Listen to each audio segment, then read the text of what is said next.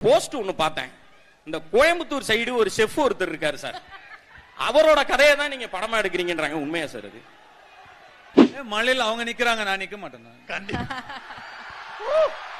நீங்க வந்து இப்போ ஒரு ஃபங்க்ஷன் போகும்போது எல்லா இடத்துல பார்த்தா நீங்க ஒயிட் அண்ட் ஒயிட்ல வருவீங்க, வெள்ளை சட்டை வெள்ளை வேஷ்டி, அது மாதிரி ஒரு மாலை போட்டு வரீங்க. உங்களுக்கு போட்டா அது ரொம்ப நல்லா இருக்கு, அது இப்போ நாங்க போடும்போது பார்த்தா அது அந்த அளவுக்கு இதாக எப்படி அதாவது இன்னைக்கு பாருங்க சேஞ்ச், கெட்டப் சேஞ்ச். அந்த கொஸ்டின் எழுதி வச்சுட்டு வந்தான், மிஸ் ஆயிடுச்சு. ஒல்லியா இருக்கவங்களை பார்த்தாலே வேற மாதிரி ஏதாவது சொல்றது. சின்ன வயசுல கொஞ்சம் கஷ்டமா தான் இருந்தது, அந்த பக்குவம் இல்ல. வளர வளர தெரிஞ்சு ப்ரூஸ்லி கூட ஒல்லியா தான் இருப்பாப்ல. எழுப்பா ஆடியோல வந்து சொல்லிருந்தீங்களா இட்லி வந்து நாங்க வந்து அப்ப கஷ்டப்பட்டோங்கிற மாதிரி, இட்லி வாங்க காசு இல்லாம இது பண்ற மாதிரி. நீங்க அப்பவே டைரக்டரா இருக்கும்போது அது எப்படி, அது என்ன அப்படிங்கிற மாதிரி நீங்க ஸ்பீச் பாத்தீங்களா? இல்ல, அந்த பிட்டை மட்டும் பார்த்தேன், அதை மட்டும் கட் பண்ணி போட்டு.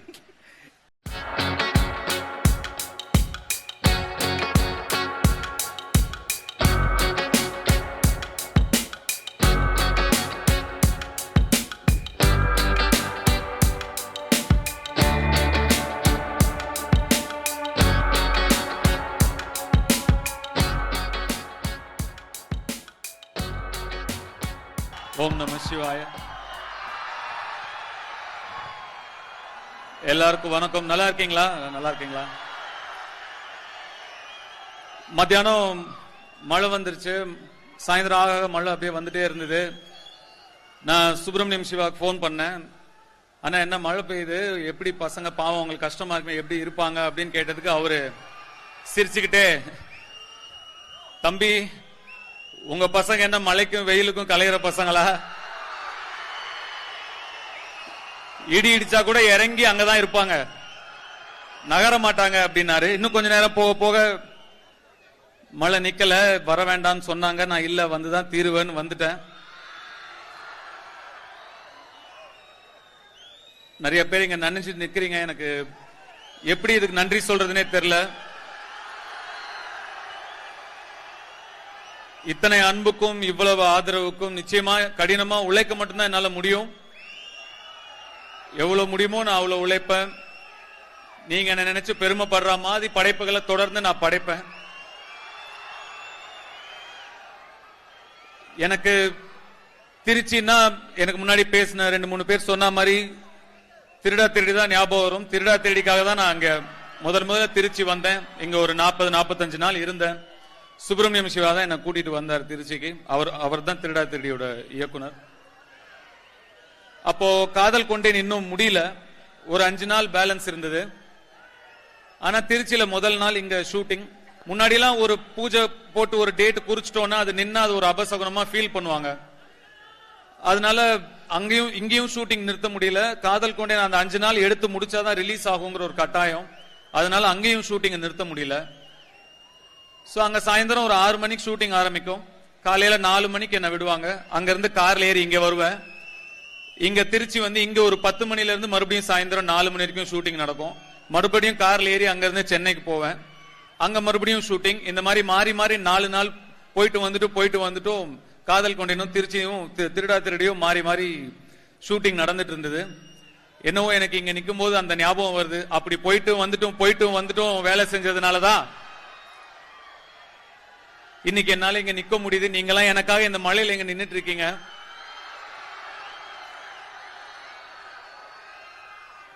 ரொம்ப நன்றி. இட்லி கடை ஒரு சாதாரண படம், ஒரு சிம்பிள் படம்.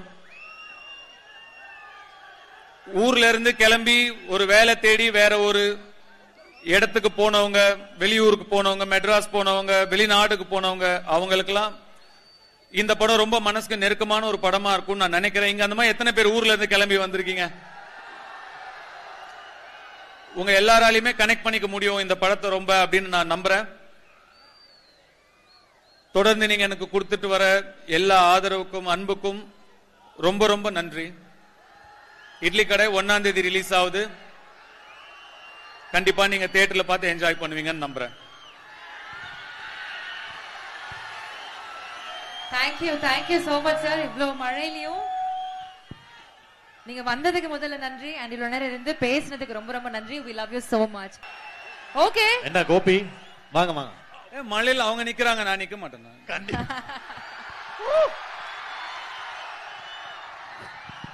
ஹலோ சார், அவங்க தான் சார் அந்த கொஸ்டின் கேட்கணும்.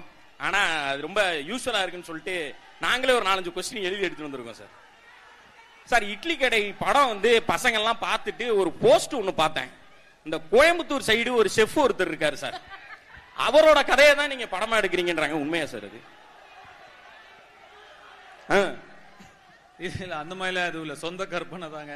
நான் என் கிராமத்துல பார்த்த ஒரு சில முக்கியமான கதாபாத்திரங்களை, என் மனசை பாதிச்ச ஒரு சில கதாபாத்திரங்களை மையப்படுத்தி சொந்தமான கதை, கற்பனை கதை, original characters. Sir sir sir கூப்பிட்டா ஒரு மாதிரி இருக்கு, அண்ணன் அப்படின்னு கூப்பிடலாம்.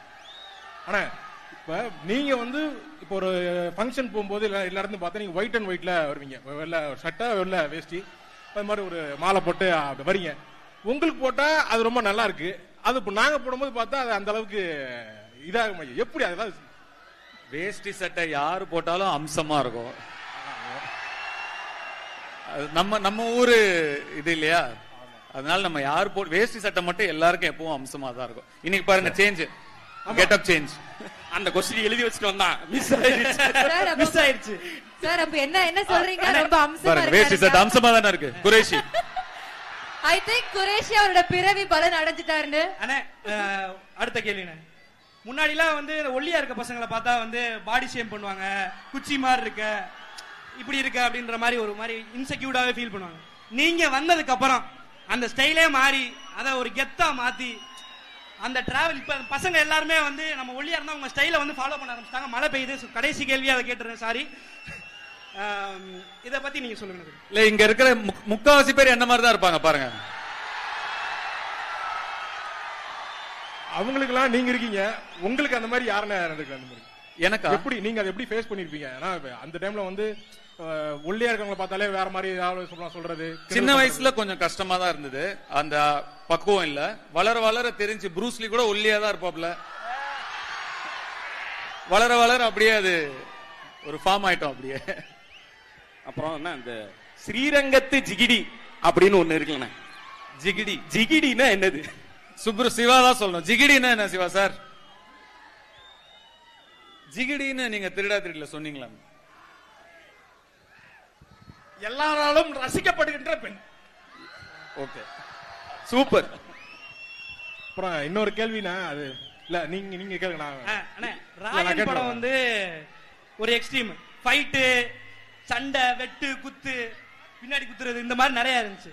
இட்லி கடை வந்து ரொம்ப சாஃப்டா பஞ்சு மாதிரி லைட் ஹார்ட்டடான ஒரு படம். எப்படின்னு ரெண்டு டைரக்ஷன், இந்த எக்ஸ்ட்ரீம் இந்த எக்ஸ்ட்ரீம் எப்படின்னு?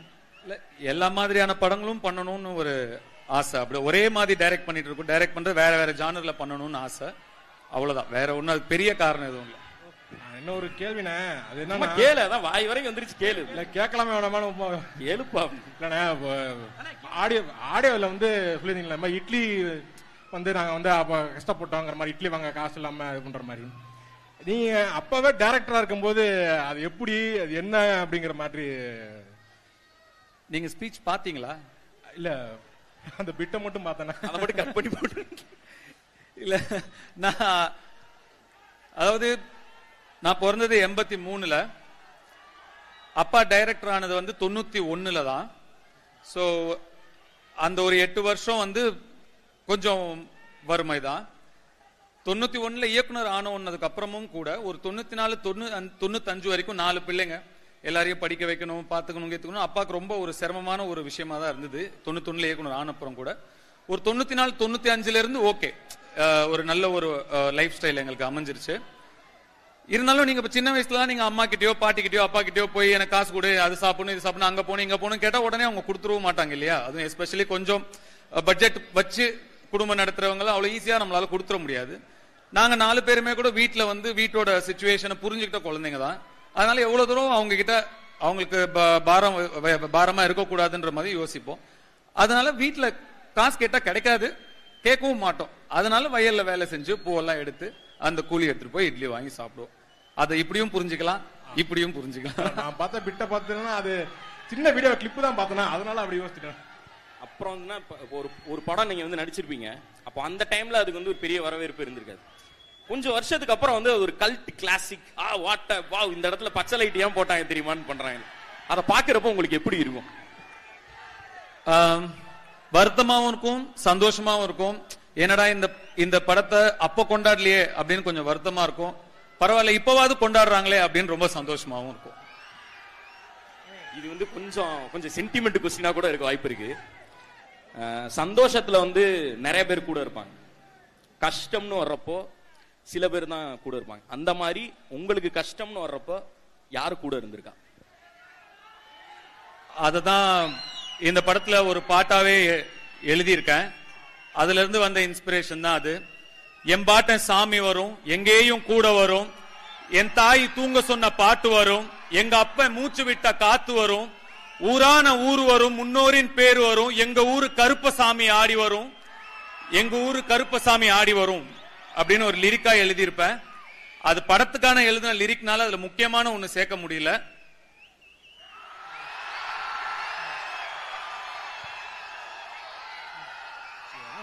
ஆனா அந்த பாட்டை பாடி கொஞ்சம் எங்களுக்கு அந்த லிரிக் அப்படியே பாட்டாவே பாடிட்டீங்கன்னா ஒரு ஓகே -1 ட்ராக் இருக்கு. அதெல்லாம் sir minus plus F of X is equal to X squared எல்லாம் உண்டு. நீங்க பாடுங்க, எல்லாம் ப்ளே பண்ணிடுங்க. இங்க சிரித்த முகமா இந்த மழையில நிக்கிற உங்க ஒருத்தருக்கும் என்னுடைய கோடான கோடி நன்றிகள். நன்றி நன்றி நன்றி.